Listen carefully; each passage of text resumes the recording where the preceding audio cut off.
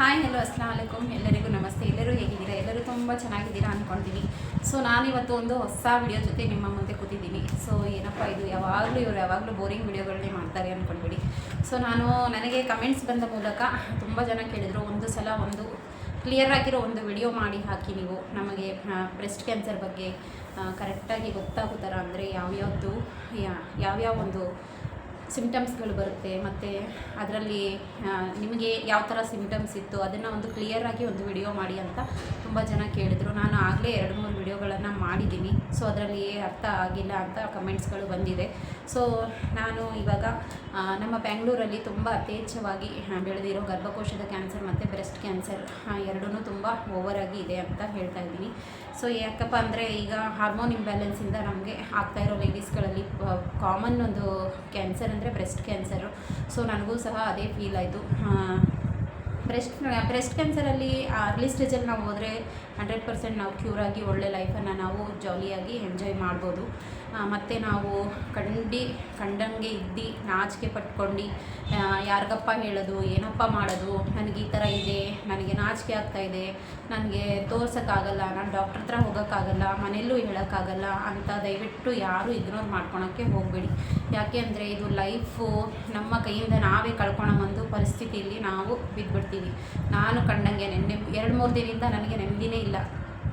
ನಮ್ಮ ಏರಿಯಾದಲ್ಲಿ ಅವ್ರ ಕಡೆಯಿಂದ ನನಗೆ ಗೊತ್ತಾಗಿದ್ದು, ನನಗೂ ಬ್ರೆಸ್ಟಲ್ಲಿ ಒಂದು ಲಂಪ್ ಇದೆ ಅಂತ.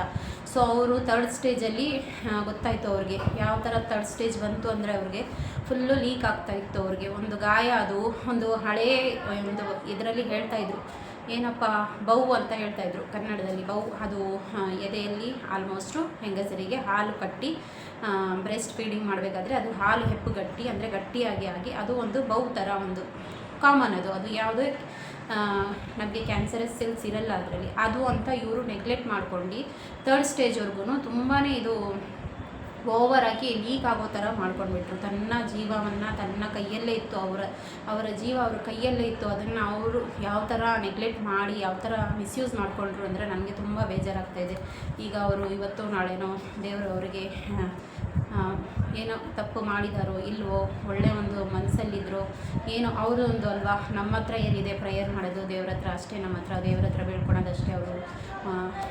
ಅವ್ರದ್ದೊಂದು ಒಳ್ಳೆಯ ಒಂದು ಗುಣವನ್ನು ದೇವರು ಮೆಚ್ಕೊಳ್ಳಿ ಅಂತ. ಎಲ್ಲರೂ ನಾವು ಮನುಷ್ಯರಲ್ವಾ, ತಪ್ಪು ಮಾಡ್ತೀವಿ ಸಹಜ. ಸೊ ಮತ್ತು ಬ್ರೆಸ್ಟ್ ಕ್ಯಾನ್ಸರ್ ಅವ್ರಿಗೆ ಬಂತಂತ ಗೊತ್ತಾಗಿದ ತಕ್ಷಣ ನನಗೆ ಒಂದು ಗಂಟು ಫೀಲ್ ಆಯಿತು. ಸೊ ಅವ್ರ ಕಡೆಯಿಂದನೇ ನಾನು ಹೋಗಿದ್ದು. ಸೊ ನಾನು ಯಾಕಪ್ಪ, ನನಗೂ ಗಂಟಿದೆಯಲ್ಲ, 2 ತಿಂಗಳು ಆಲ್ಮೋಸ್ಟ್ 2 ತಿಂಗಳಿಂದ ಇದೆ, ನನಗೆ ಇದು ಬೆಳೀತಾನೇ ಇದೆಯಲ್ಲ ಅಂತ ನಾನು ಹೋಗಿದ್ದು.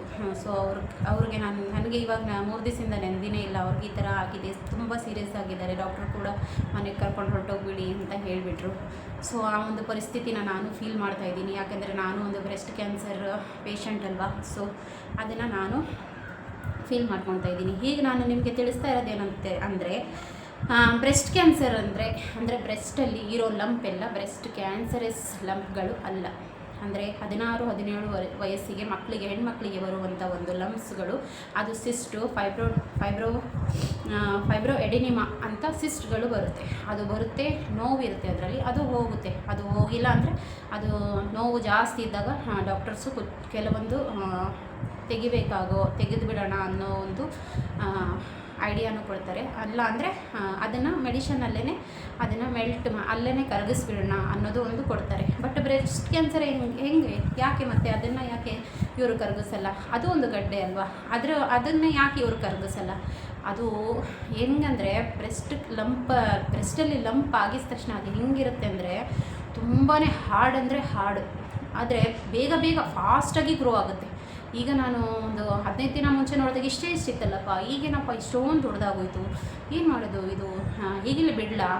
ಅಮ್ಮ ಹೇಳ್ತಿದ್ರು, ಅಜ್ಜಿ ಹೇಳ್ತಿದ್ರು, ಏನೂ ಆಗಲ್ಲ ಬಿಡು, ಅಮ್ಮನಿಗೂ ಇತ್ತಂತೆ, ಅವ್ರಿಗೂ ಹೋಯ್ತಂತೆ, ನನಗೂ ಹೋಗುತ್ತೆ ಅಂತ ನೆಗ್ಲೆಕ್ಟ್ ಯಾವತ್ತೂ ಮಾಡಬೇಡಿ. ಕೈ ಮುಗ್ದು ಕೇಳ್ಕೊಳ್ತೀನಿ ನಿಮ್ಮ ಹತ್ರ. ನಾನು 2 ತಿಂಗಳು ವೆಯ್ಟ್ ಮಾಡಿದ್ದಕ್ಕೆ ನಂದು 2 ಸೆಂಟಿಮೀಟ್ರ್ ಆಗೋಯ್ತು. ನಂದು ಚಿಕ್ಕದಾಗಿದ್ದಾಗೆ ನನಗೆ ಗೊತ್ತಾಯಿತು. ಅದರಿಂದ ನಾನು 2 ತಿಂಗಳು ಬಿಟ್ಟೆ, ಆಗ ನಂದು 2 ಸೆಂಟಿಮೀಟ್ರ್ ಆಯಿತು. ಬಿಡಿ, ನಾನು ಇವಾಗ ಇವ್ರ ಥರನೇ, ಇವ್ರು ಹೇಳಿದ್ರೆ, ಇವ್ರು ಬಿಟ್ರಲ್ಲಪ್ಪ ನನಗೆ ಪರಿಚಯ ಇರೋರು, ಆ ಥರ ನಾನು ಬಿಡ್ತಿದ್ರೆ ಇವತ್ತು ನಾನು ಭೂಮಿ ಮೇಲೆ ಇರ್ತಾ ಇರಲಿಲ್ಲ. ಇರಲಿಲ್ಲ ಅನಿಸುತ್ತೆ, ನಿಮ್ಮ ಮುಂದೆ ಕೂತ್ಕೊಂಡು ನಾನು ವಿಡಿಯೋ ಮಾಡ್ತಿರಲಿಲ್ಲ ಅನಿಸುತ್ತೆ. ಸೊ ಹ್ಯಾಪಿಯಾಗಿದ್ದೀನಿ, ಹೆಲ್ತಿಯಾಗಿದ್ದೀನಿ. ಕೆಲವೊಂದು ಟ್ರೀಟ್ಮೆಂಟ್ಸ್ ಇನ್ನೂ ನನಗೆ ನಡೀತಾ ಇದೆ. ತುಂಬ ಕಷ್ಟಕರ ಈ ಒಂದು ಟ್ರೀಟ್ಮೆಂಟ್ಸ್ ಎಲ್ಲ, ತುಂಬ ಕಷ್ಟ. ನಮ್ಮ ದೇಹವನ್ನು ತುಂಬ ವೀಕ್ ಮಾಡುತ್ತೆ, ಮತ್ತು ನಾವು ಬದುಕ್ತೀವೋ ಇಲ್ವೋ ಅನ್ನೋ ಆಸೆಗಳನ್ನೇ ಕೊಡಲ್ಲ. ಆದರೆ ಆಗ್ತಾ ಒಂದು ನಾವು ಕ್ಯಾನ್ಸರ್ ಫ್ರೀ ಆಗ್ತೀವಲ್ಲ, ಆ ಒಂದು ಫೀಲ್ ನಮಗೆ ಒಳ್ಳೆಯದಿರುತ್ತೆ. ಸೊ ಆಯ್ತಲ್ಲ, ಆ ಒಂದು ಗಂಟು ಬಗ್ಗೆ ಹೇಳಿದೆ ನಾನು, ಅದು ಬೇಗ ಬೆಳೆಯುತ್ತೆ ಅಂತ. ಸೊ ಮತ್ತು ಫ್ಯಾಮಿಲಿ, ನನಗೆ ಫ್ಯಾಮಿಲಿಲಿ ಬೇಗ ರನ್ ಆಗುವಂಥ ಒಂದು ಕ್ಯಾನ್ಸರ್ ಅಂದರೆ ಬ್ರೆಸ್ಟ್ ಕ್ಯಾನ್ಸರ್. ಸೊ ನಮ್ಮ ಫ್ಯಾಮಿಲಿನೇ ನನಗೆ, ನಮ್ಮ ಫ್ಯಾಮಿಲಿಲಿ ಯಾರಿಗೂ ಇಲ್ಲ. ನಮ್ಮ ಅಜ್ಜಿ ಚೆನ್ನಾಗಿದ್ದಾರೆ, ನಮ್ಮಮ್ಮ ಚೆನ್ನಾಗಿದ್ದಾರೆ. ನಾನು ಹೇಳ್ಬೇಕಂದ್ರೆ ತಲೆತಲಾಂತರದಿಂದ ನಮ್ಮ ಫ್ಯಾಮಿಲಿಯಲ್ಲೇ ಇಲ್ಲ. ಆದರೆ ನನಗೆಲ್ಲಿಂದ ಬಂತು, ಯಾಕೆ ಬಂತು? ಸೊ ಈ ಒಂದು ಕ್ವಶನ್ನ ನಾನು ಡಾಕ್ಟ್ರ್ ಹತ್ರ ಕೇಳಿದೆ. ಡಾಕ್ಟ್ರ್ ನನಗೆ ಕೇಳಿದೆ, ಫ್ಯಾಮಿಲಿ ಹಿಸ್ಟ್ರಿ ಕೇಳಿದ್ರು. ನಾನು ಡಾಕ್ಟ್ರಿಗೆ ರಿಪೀಟ್ ನಾನು ಕ್ವಶನ್ ಮಾಡಿದೆ, ಎಸ್ ಸರ್ ಯಾಕೆ ನನಗೆ ಈ ಥರ ಆಯಿತು? ಸೊ ಅವ್ರು ಹೇಳಿದರು, ನಂದು ಹಾರ್ಮೋನ್ ಇಂಬ್ಯಾಲೆನ್ಸ್ ಇತ್ತು. ಸೊ ಹಾರ್ಮೋನ್ ಇಂಬ್ಯಾಲೆನ್ಸ್ ಅಂದರೆ ಕೆಲವೊಂದು ಹಾರ್ಮೋನ್ಸ್ಗಳು ನಮ್ಮ ದೇಹಕ್ಕೆ ಬೇಕೇ ಬೇಕು. ಆ ಒಂದು ಹಾರ್ಮೋನ್ಸ್ಗಳೇ ನಮಗೆ ಯಥೇಚ್ಛವಾಗಿ ನಮ್ಮ ಬಾಡಿಯಲ್ಲಿ ಬೆಳೀತಾ ಹೋಗ್ಬಿಟ್ರೆ ನಮಗೆ ತುಂಬ ಕಷ್ಟಕರ ಆಗುತ್ತೆ. ಅಂದರೆ ನಮ್ಮ ಮೈಂಡ್ ಒಂದು ಎಲ್ಲ ಹಾರ್ಮೋನ್ಸ್ಗಿಂತ ತುಂಬ ನಮಗೆ ಲೇಡೀಸ್ಗೆ ಬೇಕಾಗಿರೋ ಹಾರ್ಮೋನ್ಸ್ ಈಸ್ಟ್ರೋಜನ್ ಮತ್ತು ಪ್ರೊಜೆಸ್ಟ್ರಾನ್.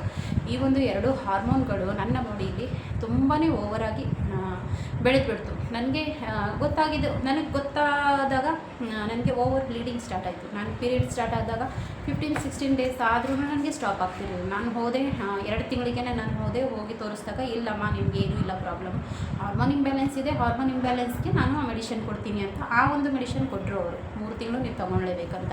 ಅದೇ ಒಂದು ಮೆಡಿಷನ್ ನನಗೇ ಕಂಠಕರ ಆಗೋಯಿತು. ಇವರೇನು ಮಾಡಿದರು, ಹಾರ್ಮೋನ್ ಇಂಬ್ಯಾಲೆನ್ಸ್ಗೆ ಈಸ್ಟ್ರೋಜನ್ ಮತ್ತು ಪ್ರೊಜೆಸ್ಟ್ರಾನ್ ಟ್ಯಾಬ್ಲೆಟ್ ಅದರಲ್ಲಿ ಇರೋ ಜಾಸ್ತಿ ಕಂಟೆಂಟನ್ನೇ ನನಗೆ ಕೊಟ್ಬಿಟ್ರು.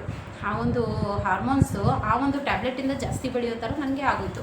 ಸೊ ನಾನೇನು ಮಾಡೋಕ್ಕಾಗಲ್ಲ, ನನಗೆ ಗೊತ್ತಿಲ್ಲ. ನಾವು ಡಾಕ್ಟ್ರ್ ಹತ್ರ ಹೋಗ್ತೀವಿ, ಜೀವ ನಮ್ಮದು ಮುಖ್ಯ ಅಂತ ನಾವು ಡಾಕ್ಟ್ರ್ ಹತ್ರ ಹೋಗ್ತೀವಿ. ಅಲ್ಲಿ ಹೋಗಿ ನಾವು ತೊಗೊಳ್ತೀವಿ. ಅದು ತೊಗೊಂಡ್ಮೇಲೇ ಅಲ್ವಾ ನಮಗೂ ಏನು ಆಗ್ತಾಯಿದೆ ಏನಿಲ್ಲ ಬಾಡಿನಲ್ಲಿ ಅಂತ ಗೊತ್ತಾಗಿತ್ತು. ಸೊ ಪೀರಿಯಡ್ ಸ್ಟಾಪ್ ಏನೋ ಆಯಿತು, 5 to 6 ಡೇಸ್ಗೆಲ್ಲ ಕ್ಲಿಯರ್ ಆಗ್ತಿತ್ತು. ಬಟ್ ಈ ಒಂದು ಈಸ್ಟ್ರೋಜನ್ ಪ್ರೊಜೆಸ್ಟ್ರಾನಿಂದ ಈ ಒಂದು ಪ್ರಾಬ್ಲಮ್ಮು ನನಗೆ ಸ್ಟಾರ್ಟ್ ಆಗೋಯಿತು. ಗಡ್ಡೆ, ಸ್ತನದಲ್ಲಿ ಒಂದು ಗಡ್ಡೆ ಸ್ಟಾರ್ಟ್ ಆಗೋಯಿತು. ಆ ಒಂದು ಚಿಕ್ಕ ಒಂದು ಗಡ್ಡೆ. ಹೇಳಬೇಕಂದ್ರೆ ನಾನು ಹೋಗಿ ಡಾಕ್ಟ್ರ್ ಹತ್ರನೂ ಏನೂ ಹೇಳೋಕ್ಕಾಗಲ್ಲ ಅಲ್ಲ. ಅವರು ನನಗೆ ಏನೋ ಅವರು ಪೀರಿಯಡ್ಸ್ನ ಸ್ಟಾಪ್ ಮಾಡಬೇಕಿತ್ತು, ಮಾಡಿದ್ರು. ಅದನ್ನು ಮತ್ತೆ ನಾನು ತೊಗೊಂಡೋಗಿ ನಾನು ಈ ಥರ ಇದೆ ನನಗೆ ಅಂತ ನಾನು ತೋರಿಸಿದಾಗ ಆಗೊಂದು ಅವರು ಹೇಳಿದ್ರು, ಇದು ಆ್ಯಕ್ಚುಲಿ ಇದು ಏನೂ ಇಲ್ಲ ಅಂತ ಹೇಳಿಬಿಟ್ರು. ಆಮೇಲೆ ನಾನು ನೆಗ್ಲೆಕ್ಟ್ ಮಾಡಬಾರ್ದು ಅಂತ ಬೇರೆ ಹಾಸ್ಪಿಟ್ಲಿಗೆಲ್ಲ ತಿರುಗಿ ನಾನು ಟ್ರೀಟ್ಮೆಂಟ್ಸನ್ನು ಮಾಡಿಸಿದೆ. ಮತ್ತಾಯ್ತಲ್ಲ, ಈಸ್ಟ್ರೋಜನ್ ಪ್ರೊಜೆಸ್ಟ್ರಾನ್ ಬಗ್ಗೆ ನೀವು ತಿಳ್ಕೊಂಡ್ರಲ್ಲ ಇವಾಗ. ಮತ್ತು ಇನ್ನೂ ಒಂದು ಏನಂದರೆ ಹೊಸದಾಗಿ ಗೊತ್ತಾಗಿದ್ದು, ಮೊನ್ನೆ ಹಾಸ್ಪಿಟಲ್ಗೆ ಹೋದಾಗ ನಾನು ಒಂದು ಲೇಡಿಗೆ ಕಂಕಳಲ್ಲಿ ಗಂಟಿತ್ತಂತೆ.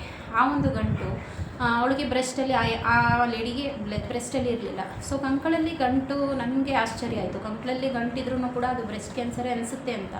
ಸೊ ಒಂದು ಇಷ್ಟು ದಪ್ಪ ಅದು ಅವರಿಗೆ ಗೊತ್ತೇ ಆಗಿಲ್ಲ. ಈಗ ನಾವು ಅಲ್ವಾ ನಾರ್ಮಲ್ ಆಗಿ ಇರ್ತೀವಿ, ನಮಗೇನು ಅಷ್ಟೊಂದು ಅನಿಸಲ್ಲ.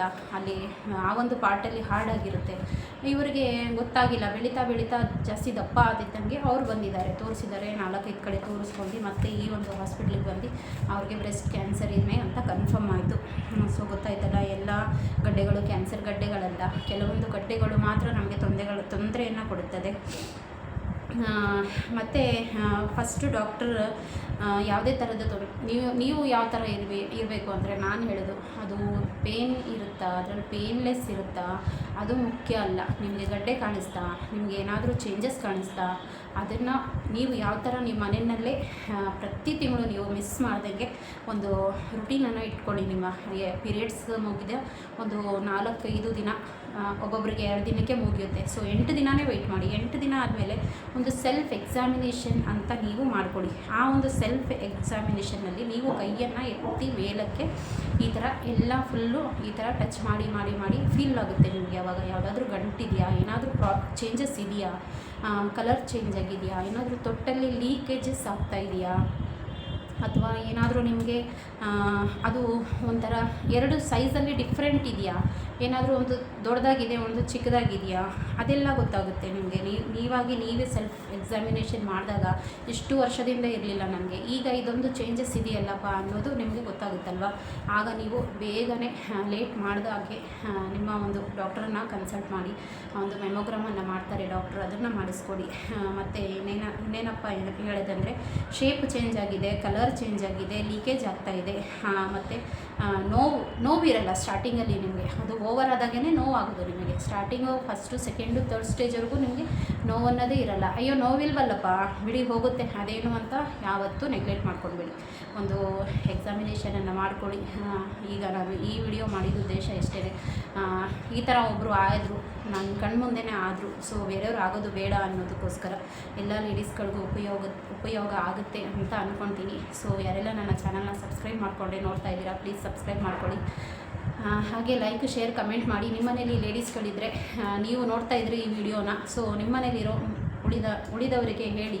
ಈ ಥರ ಒಂದು ಬ್ಯಾಂಗ್ಳೂರಲ್ಲಿ ಬ್ಯಾಂಗ್ಳೂರಲ್ಲಿ ಜಾಸ್ತಿ ಇದೆ, ಬಟ್ ಹೊರಗಡೆಯಿಂದನೂ ತುಂಬ ಜನ ಬರ್ತಾ ಇದ್ದಾರೆ ಹಾಸ್ಪಿಟಲ್ಗೆ. ಸೊ ಎಲ್ಲರಿಗೂ ಅನುಕೂಲ ಆಗಲಿ ಅನ್ನೋ ಒಂದು ಉದ್ದೇಶದಿಂದ ನಾನು ಮಾಡ್ತಾಯಿದ್ದೀನಿ. ಸೊ ಹೇಳಿದ್ರಲ್ಲ, ನಿಮ್ಮದು ಒಂದು ಡೌಟ್ಗಳನ್ನು ಆದಷ್ಟು ನಾನು ಕ್ಲಿಯರ್ ಮಾಡಿದ್ದೀನಿ.